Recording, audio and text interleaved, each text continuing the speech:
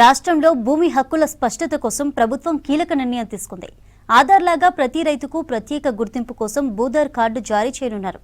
ఒకే కార్డుతో భూస్వామ్య హక్కు, సర్వే నెంబర్లు, భూ సరిహద్దుల క్లియర్గా తెలుస్తాయి. 1 కోటి మంది రైతులకు ఈ కార్డులు ఇవ్వడానికి పెద్ద ఎత్తున సర్వే కార్యక్రమాన్ని చేపట్టింది సర్కార్. రాష్ట్ర వ్యాప్తంగా రైతులకు భూ హక్కులు పూర్తి స్థాయిలో కల్పించాలని ప్రభుత్వం నిర్ణయించింది. అందుకోసం ఆధార్ తరహాలో భూధార్ కార్డు పరిచయం చేస్తున్నారు. మొదటి విడతలో 1 కోటి మంది రైతులకు ఈ కార్డులు అందించేందుకు కసరత్తు చేస్తోంది ప్రభుత్వం.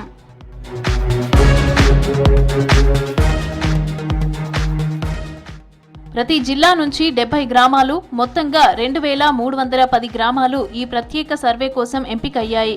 పాత రికార్డులు, సెటిల్మెంట్ పత్రాలు, వంశపారంపర్య హక్కులు ఏది నిజం, ఏది తప్పు అన్నది ఒక్కో ఇంటికి వెళ్లి క్లియర్ సర్వే చేసి చెప్తారు అధికారులు. దీనికోసం రాష్ట్రం మొత్తం మీద 3454 లైసెన్స్డ్ సర్వేయర్లు పనిచేస్తారు.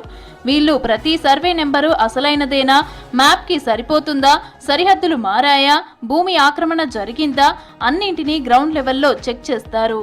ఈ క్రాస్ వెరిఫికేషన్ తర్వాత చివరి దశలో భూధార్ కార్డు రైతు పేరుతో జారీ అవుతోంది.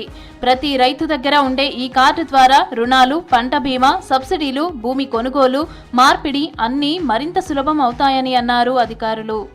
రైతుకి ఉన్న సబ్ డివిజన్లకి భూ ఆధార్ నంబర్లను కేటాయించడంతో పాటు ఒక వ్యక్తికి తన ల్యాండ్ పార్సల్స్ అన్నిటికీ కేటాయించబడిన నంబర్లను ఒక దగ్గరికి తీసుకురావడం కోసం భూ ఆధార్ కార్డు అనే ఒక కార్యక్రమాన్ని తీసుకురావడం జరిగింది. ఇందులో భాగంగా ఏంటంటే మనకి కేంద్ర రాష్ట్ర ప్రభుత్వాలు చూసుకుంటే ఈ ల్యాండ్ డిజిటలైజేషన్ కార్యక్రమం చాలా కీలకంగా మారింది.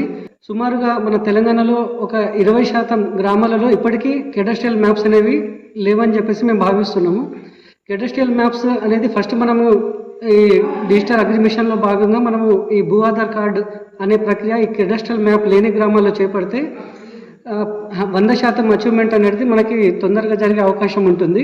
ఈ డిజిటల్ అగ్రిమిషన్ పథకంలో భాగంగా భూ ఆధార్ కార్డు అనేది అత్యంత కీలకంగా మారనుంది. భవిష్యత్తులో వ్యవసాయ శాఖకు సంబంధించి కానీ ఈ రైతులకు సంబంధించిన ఎటువంటి సంక్షేమ పథకాలు పొందాలంటే కూడా ఈ భూ ఆధార్ కార్డు అనేది కీలకంగా మారనుంది. భూమిపై వివాదాలు, అక్రమ రిజిస్ట్రేషన్లు, సరిహద్దు తగాదాలు ఇవన్నీ తగ్గడమే భూధార్ కార్డుల ప్రధాన ఉద్దేశం. అయితే ఇవన్నీ పూర్తి స్థాయిలో జరిగితే రైతులకు మరింత లాభం జరగనుంది.